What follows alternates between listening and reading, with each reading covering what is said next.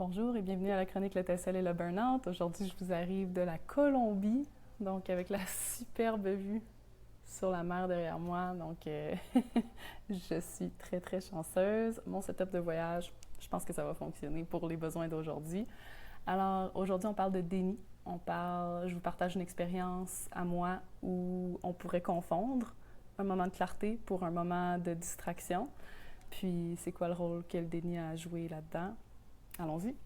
Quand je suis sortie de l'université, donc j'avais fait beaucoup de stages, j'avais beaucoup d'expérience de travail quand même pour quelqu'un de 22 ans. Mais je voulais quand même avancer dans la direction qui était proposée ou préférée par les gens de la faculté de commerce, qui était donc quelque chose de très prestigieux, où les attentes sont très élevées.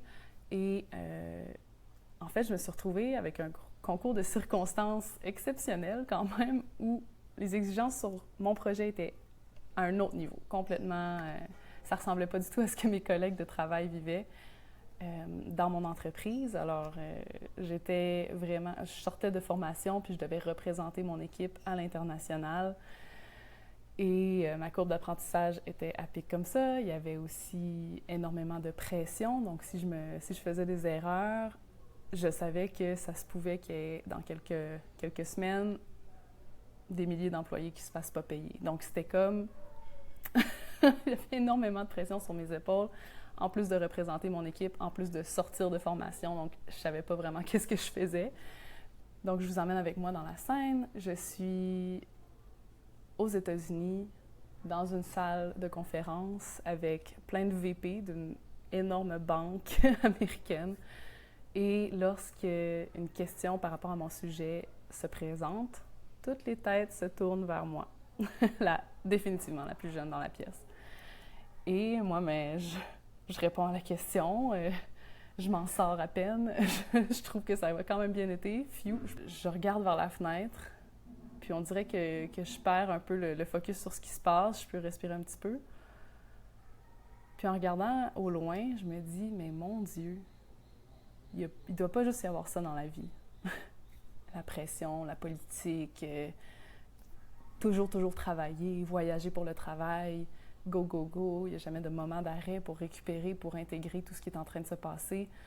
Donc quand je me disais, mon Dieu, il ne doit pas juste y avoir ça dans la vie, même si j'étais plus présente dans le meeting, même si j'étais distraite de ce qui se passait autour de moi, je considère que ça, c'était un moment de clarté qui était rare dans mon train-train, qui était justement tellement agité, tellement une chose après l'autre, toujours planifié, toujours optimisé le plus possible.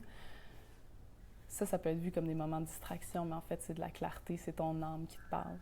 La beauté avec le burn-out puis l'arrêt de travail qui s'ensuit, c'est que pour beaucoup d'entre nous, peut-être contrairement à ce que certains pensent, pour la majorité d'entre nous, c'est vraiment un dernier recours, c'est la dernière chose qu'on avait envie de faire.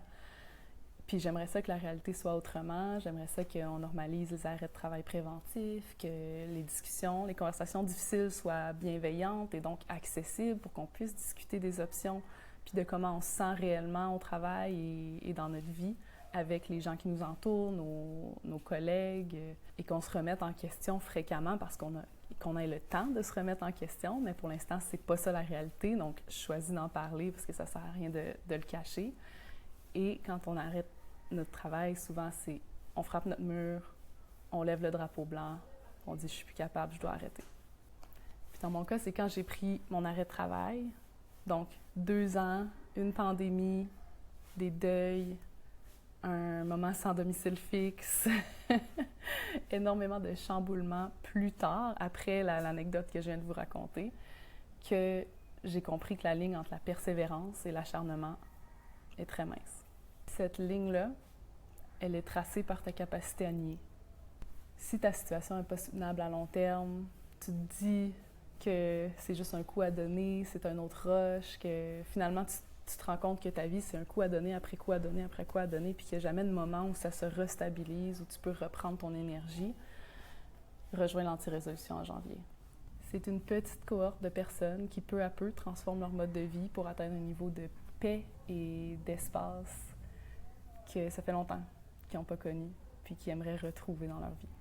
Pour ce faire, à chaque rencontre, on pratique le yoga et la méditation pour apprendre à se recentrer et choisir les engagements qui nous nourrissent vraiment. Puis, il y a une séance de coaching ou d'atelier également pour qu'on puisse partager d'autres outils au-delà de ça. Le fait de le faire en communauté permet aussi de normaliser puis de s'entourer de gens qui ont des objectifs semblables parce que ça peut être difficile à trouver dans notre entourage direct. Parce que c'est un peu en s'inspirant des gens qui nous entourent qu'on s'est retrouvés dans la situation actuelle. C'est 300 $ pour 3 mois. C'est hybride, donc il y a une partie qui est en personne, si tu peux te déplacer dans le coin de Rimouski, et le reste est en virtuel pour justement accommoder les horaires de personnes occupées comme toi. On débute le 14 janvier, ça finit le 14 avril, donc juste à temps pour les anti-résolutions de l'année 2024. Et il y a une offre Lève tôt qui se termine le 2 décembre. Alors, tu as une séance complète d'inclus là-dedans privée, ainsi qu'une semaine de coaching en asynchrone, donc par message vocal, message texte, qui est inclus là-dedans. Si tu veux avoir ces 2 bonus-là, réserve rapidement. Donc, encore une fois, c'est dans le lien dans l'article. Et si tu as des questions, n'hésite pas à m'écrire au tamara@tamararoastagne.com ou va sur mon site web. Il y a beaucoup plus d'informations là. Le lien est dans la partie écrite de l'article. Donc, j'ai hâte de te voir en janvier.